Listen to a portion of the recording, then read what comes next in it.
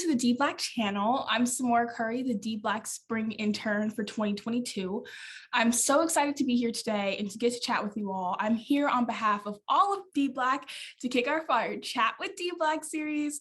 We hope that these videos can act as a space for our community to interact with one another and explore Black literature and Black knowledge together, but also just Blackness as a whole. What does it mean to be African-American in this world that we live in? And what does it mean to read literature on our Blackness? And how does that affect us in our day-to-day lives?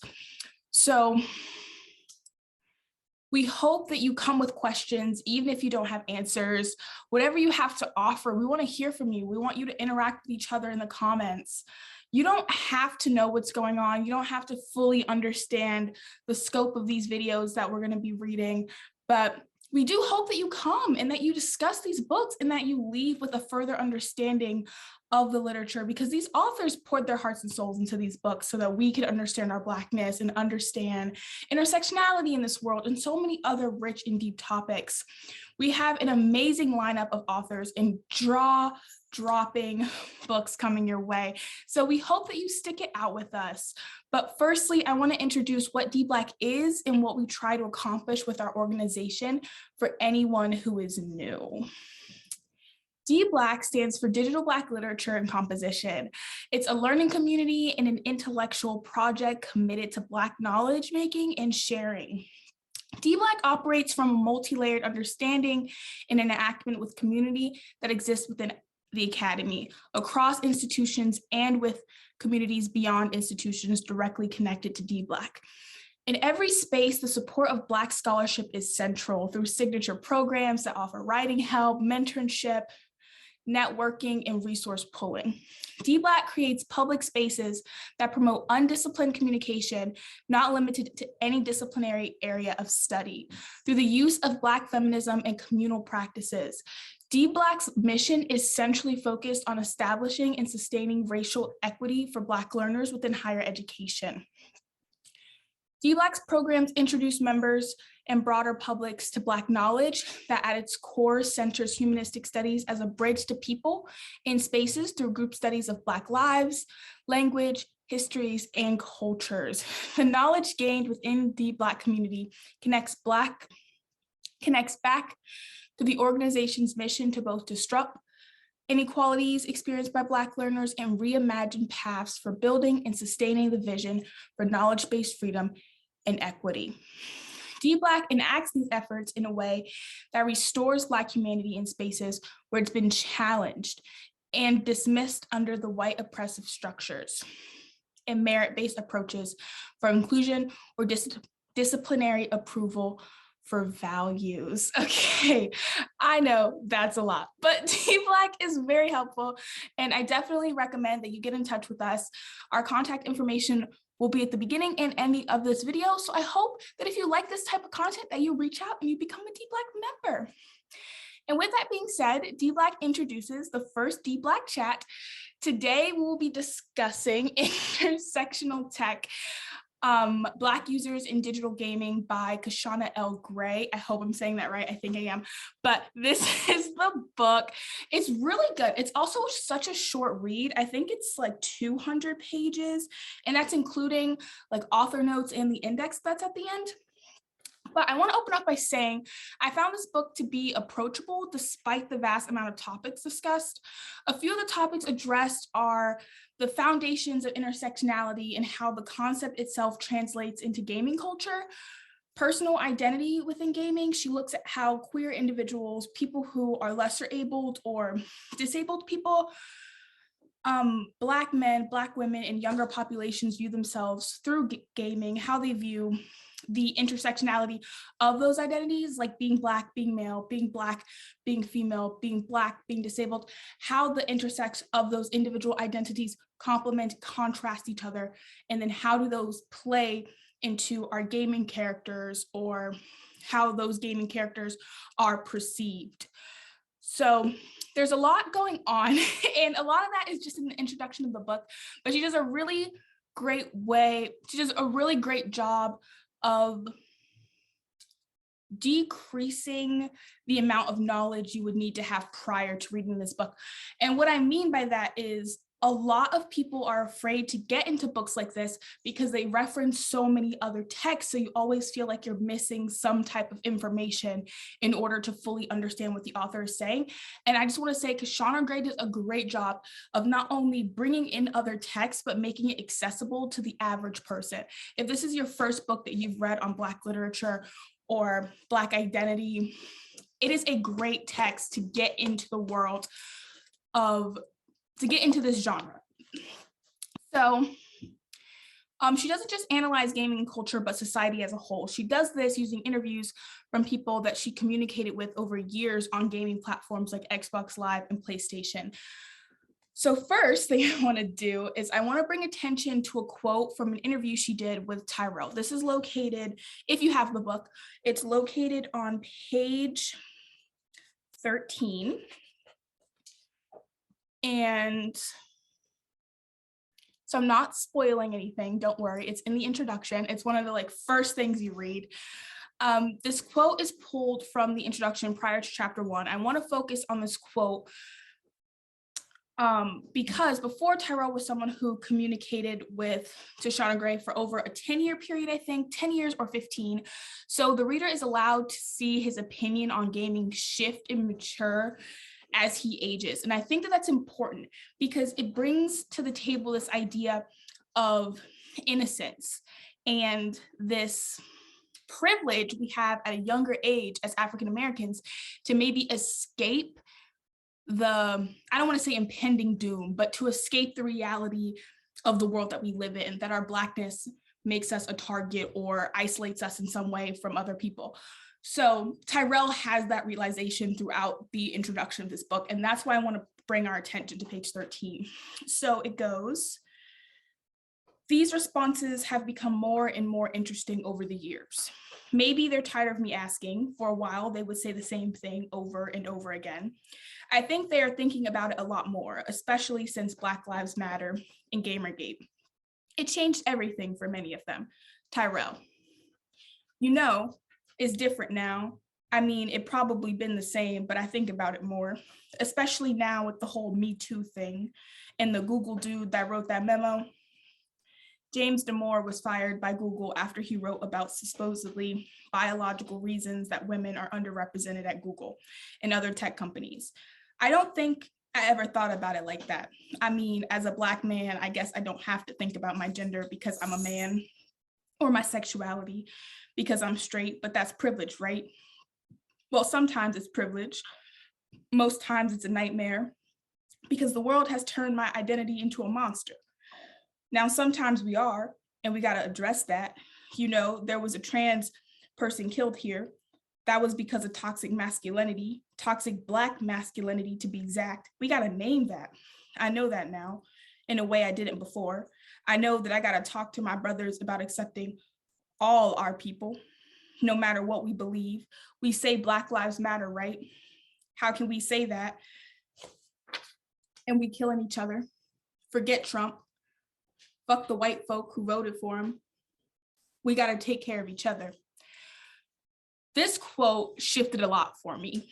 It was the realization that there is this disconnect in the Black society. For me, it was the desire for us to support our own people, and that the foundation of our own history and the foundation of our history in America specifically takes that away from us. Like, it takes away our ability to connect with each other, because so much of the American history when involving the Black people was dismantling the Black family and dismantling groups of Black people and separating us from people who were like us and people who weren't like us, but they still looked like us. So it was all about disconnection.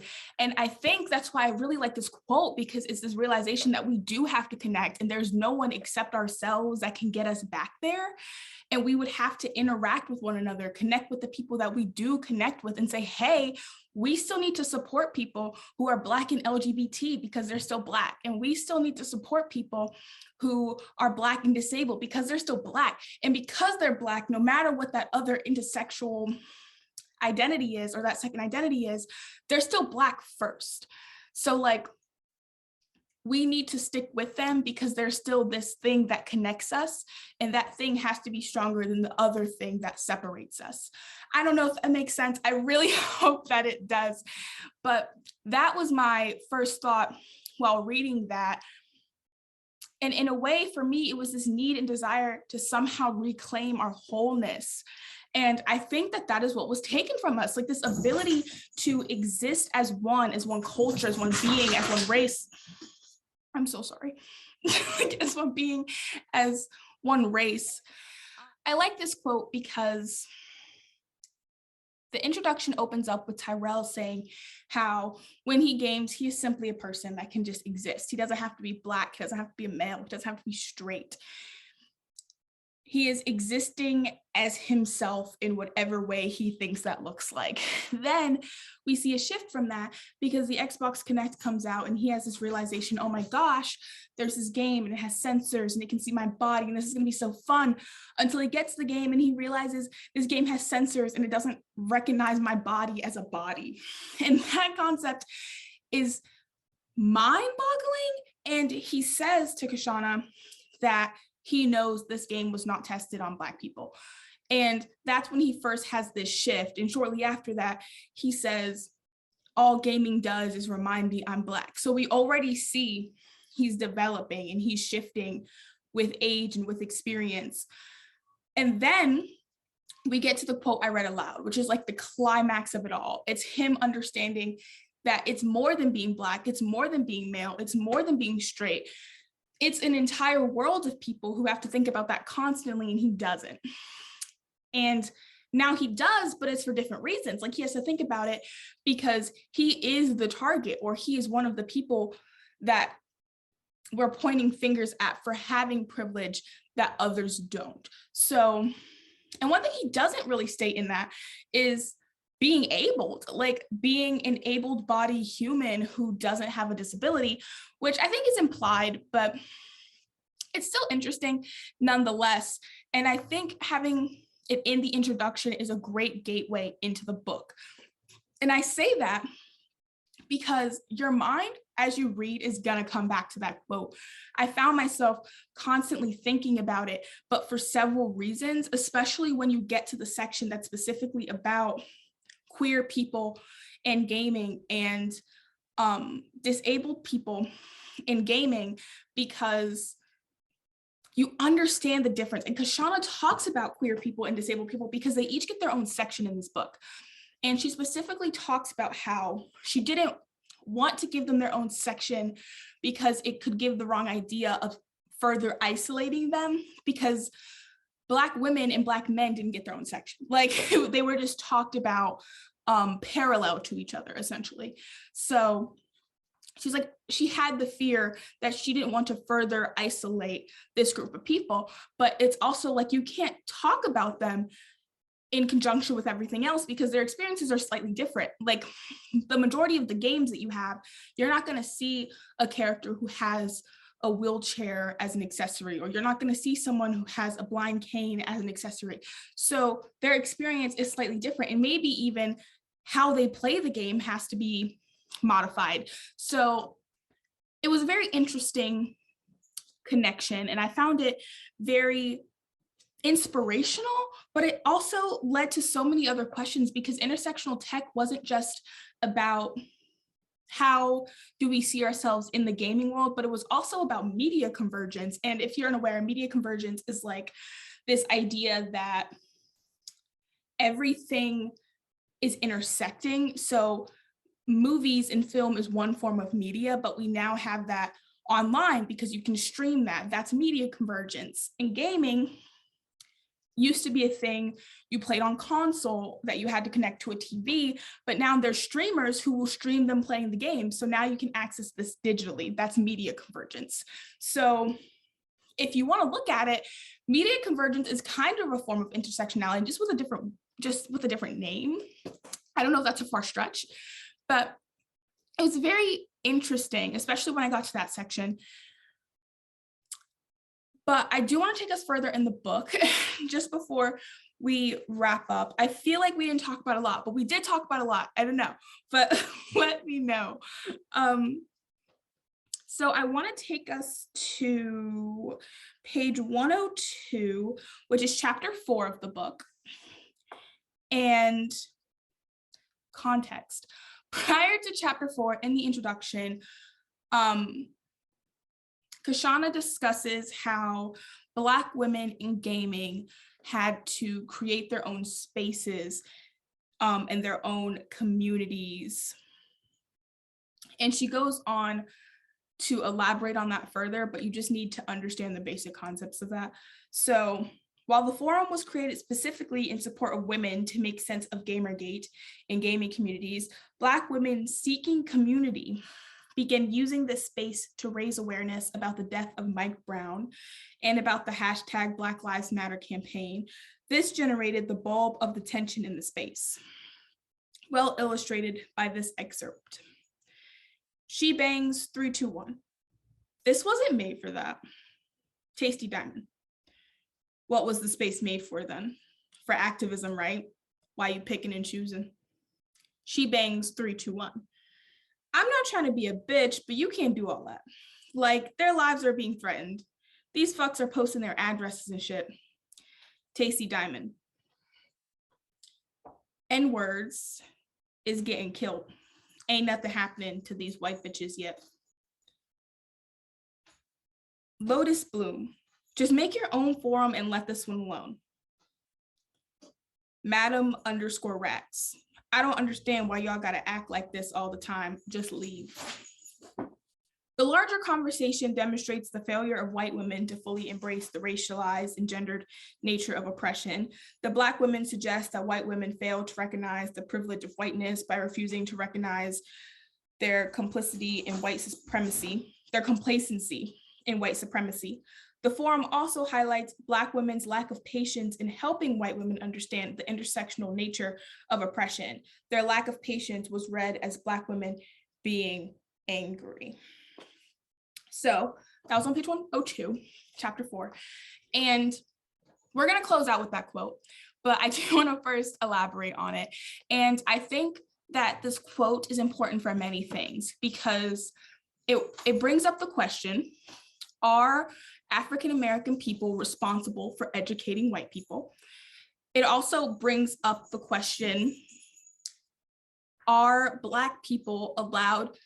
Black women allowed to claim spaces made for women in general and advocate for Black needs or Black rights or Blackness as a whole? But it also begs the question, to what extent do we separate or quote segregate forums to keep the peace? And what I mean by the last question is Black women were asked to go make a separate forum, which they did. She does name the forum, which I can't currently find, but hashtag solidarity is for white women. So, so African-American women, Black women, were asked to go take their hashtag Black Lives Matter and Justice for Mike Brown activism outside of this chat and go raise awareness somewhere else because they were, quote, always making it about that. So the question is, if every single time that we go to protest or we go to raise awareness for something, if we have to go and create a separate form of media or a separate form of advertising for that, doesn't that defeat the purpose of bringing awareness? Because if I'm going to create a forum that will predominantly have Black people in it so that we can talk about activism that surrounds Black people, we're not reaching the people who need to be reached for anything to change, which is why I liked this section, because it shows that like both people or all parties of this interaction were somehow wrong, because there is no way to enact change if we just go off and we create a separate forum. There's no way to act change if we don't exercise patience to some degree. And I'm not saying that we have to have all the patience in the world, because at the end of the day, it is not our responsibility to educate every single person, every single white person, or every single misinformed person on the racial context of the world. Like there is the internet, like that is not our jobs. However, there are moments where having patience might be beneficial, where taking the time to still explain it, even if it won't go anywhere, it might touch someone. And I think that is what I felt needed to happen, not necessarily like in this book, like there's nothing the author can do. This is an interaction that she encountered, but I do think as a people that there needs to be a shift there somewhere on both parties. But I definitely recommend that you read the book, and I feel like there's so much more that we could have talked about, but these videos are meant to be little introductions where we just talk about some of the stuff that stuck out. And if you guys feel like there's something that you thought was powerful in this book that I didn't talk about, feel free to talk about it in the comments and interact with one another, and I will be sure to respond, or someone in DBLAC will respond, and keep the conversation going, because it's conversations like this and books like this that give us the power to resist and give us the power to analyze ourselves and analyze our friends and analyze our family and analyze society as a whole. And we need to keep doing that, or we won't change anything at all. So I do want to state there will be a book talk, an author chat on this book happening February 28th at 6 p.m., I believe. And we hope to see you there. There will be a link in the bio, in the description, that will take you to a page where you can register for the author chat, where we'll have the author herself there to chat with this book. So if you have any questions, feel free to show up, ask the author in the chat. You can send them to us. We can ask for you. But we hope to see you engaging with this piece of literature. We also hope that you check out Kishonna L. work. We will also have her bio and the official bio of the book in the description as well. And we hope to see you again for our next author chat and our next chat with DBLAC.